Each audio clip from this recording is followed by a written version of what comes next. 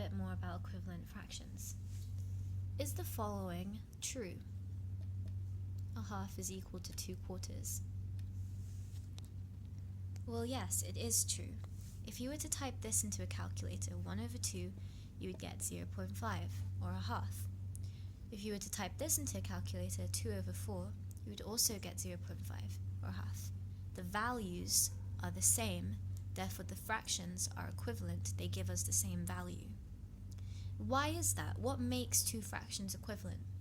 Well, it all comes down to the knowledge that what you do to the top half of the fraction, you do to the bottom half. And what you do to the bottom half, you do to the top.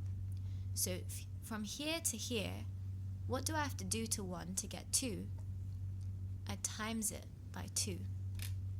And what do I do from 2 to get 4? I times it by 2.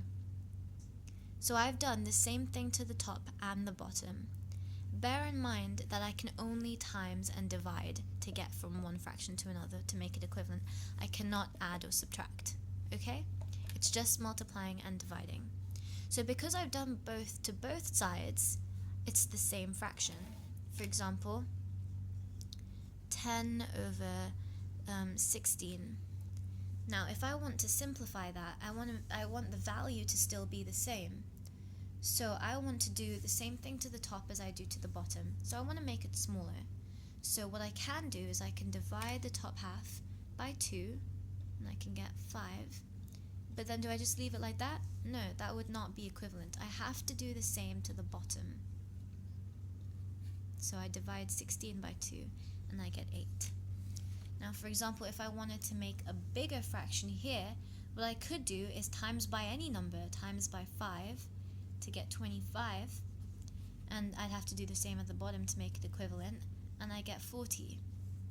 So all these three fractions are equivalent to each other, because if I times or divide both halves of the fractions by each other, I could eventually get one of these fractions, 10/16 or 5/8 or 25/40. But the most simplified version is this one here, because it is the smallest value that I can have. The numbers are smaller on top and on the bottom. Okay, and in the exam you must write your fractions as the smallest possible versions of themselves, and if you don't, you might lose marks. So you really should. What I would suggest is just at the top of any fractions question, just write underneath it, just write simplify, and then put a little tick box next to it so you know to simplify your final answer, and then just tick it once you're done. So if you haven't ticked it, you know, oh, I haven't simplified. That's what I do in my exams whenever there's a tidbit of information that I need to remember and I can't forget a step, and I don't want to forget it in the rush of the exam. So that's what I would recommend you do. As we can see, simplifying fractions all comes down to whether the numerator and the denominator have the same factors. So in 3/12, both have the factor of 3, so I can divide it by the factor of 3 to get 1/4. But this is really easy to see that there's a common factor here. What if it wasn't so easy to see? For example, 21/63. You might not see that there is a common factor here, but in fact there is. Both have a common factor of 3. If I was to divide 21 by 3, I would get 7. And if I was to divide 63 by 3, I would get 21. And this could be further simplified because they both have factors of 7. 7 divided by 7 is 1, and 21 divided by 7 is 3. But how did I know that 3 was a factor here? I mean, it's not strikingly obvious, and there might be questions where it's even less so strikingly obvious. Well, here is a really good rule for spotting whether a number is a multiple of 3. What you do is take 21, for example. You add the digits together, so add 2 and add 1, and that gives me 3. And if the result of that addition is a factor of 3, and 3 is a factor of 3, then 21 is a multiple of 3. say for example this one, I add the digits. 6 plus 3 is 9, and 9 is a multiple of 3. Therefore 63 is also a multiple of 3. If it wasn't though, say for example 25. If I want to check if 25 is a multiple of 3, I add the digits. 2 plus 5, that gives me 7. 7 is not a multiple of 3. Therefore 25 is not a multiple of 3. Okay, so this is just a simple way of seeing whether a number can be divided by 3. And then I would work it out. Then I would do 21 divided by 3 is 7, and 63 divided by 3 is 21. Alright, so that's a really useful rule for seeing if a fraction can be simplified by a factor of 3. For a factor of 2, it's really easy. You just look for even numbers. If both the numerator and the denominator are even numbers, then you know that you can divide both by 2 to become simplified. So 2 divided by 2 is 1, and 4 divided by 2 is 2. So 2 quarters is equivalent to a half. And you could just do this no matter how many digits there are. This can be simplified by a factor of 2. I know that because they're both even. So even numbers, you probably all know this, are any numbers that end in 0, 2, 4, or 8. Okay? The factor of 3, I explain that to you. Add the digits, and if that is a multiple,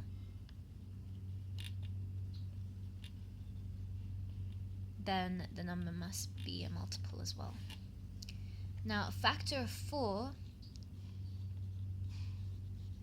will be achieved if you do a factor of 2 twice.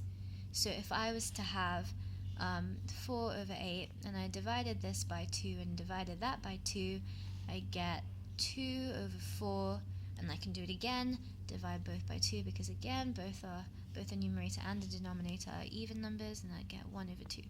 So over here I divided by 2, and over here I divided by 2. So what I actually did in reality was I divided this by 4. So dividing by a factor of 4 can be taken accounted to by repeatedly looking for factors of 2. What about factors of 5? Well, if both the numerator and the denominator end in 0 or 5, you can divide by 5. So for example, 20 over 55. They are both multiples of 5 because they end in either 0 or 5. So 20 divided by 5 gives me 4, and 55 divided by 5 gives me 11. But say for example, I had 55 divided by 42. Here I can't simplify by 5 because I can divide the numerator by 5 to give me 11, but I can't do the same for the denominator because it doesn't end in a 0 or a 5. So I can't simplify this by 5, so I would just leave it like this unless there's another number that I can simplify it by, but I don't think there is. Next, there is a factor of 6. I don't know any particular rule for this. So you would just have to look for multiples of 6. So you just have to know your times table and be able to recognize it. There's no easy rule for this unless you first factored by 2 and then factored by 3. So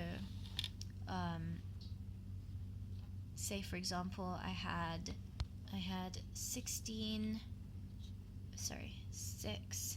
over 18. Well, I could divide both by 3 because 6 is a factor of 3 and 1 plus 8 is 9.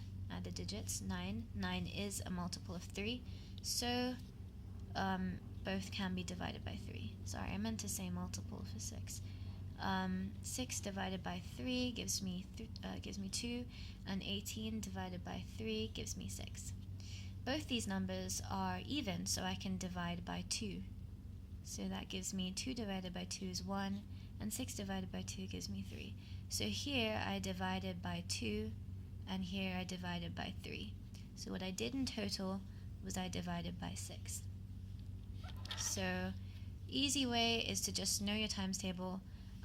Longer way is to first divide by 2 and then divide by 3 if you can. Factor of 7, I really don't know any rule. You just have to rely on your times table. You can't even do one and then the other. You just have to know your times table. 8 is taken care of when you do dividing by 2 3 times. So for example, 16 over 32, you can divide both by 2 to get 8 and 16, and then do it again and get 4 over 8. And when I did that, I've divided by 4 because I divided by 2 here and then 2 here, and I can do it again to get 2 over 4, and that would be dividing by 2, dividing by 4, dividing by 8. And then I could do it again, and that would divide by 16, but we'll just leave it at that for now. And then finding a factor of 9 would be done by factoring by 3 twice, so dividing by 3 and dividing by 3 again. So that really should be all you need to know for GCSE. The best of which is to just look for factors of 2, 3, and 5. Everything else, 9, 8, and 6, and 4 will be sorted out by 2, 3, and 5, and 10 will be sorted out by 5 as well. So you don't really need to worry about that. The only one that is an issue is 7. So if you can't seem to find any factor that goes into the numerator and the denominator, just make sure to check for 7s. Alright? Let's just quickly talk about a factor of 10. So a factor of 10, you can do it by first dividing by 2 and then dividing by 5. Or the simplest way is to just check for zeros. So if you have any number that ends, the numerator and the denominator end with zeros, you can just cancel out the zeros. That's equivalent to dividing by 10, and you can do it again. And this is the same for any fraction. You just cancel out the zeros to simplify it by 10. Okay? Hope that helped.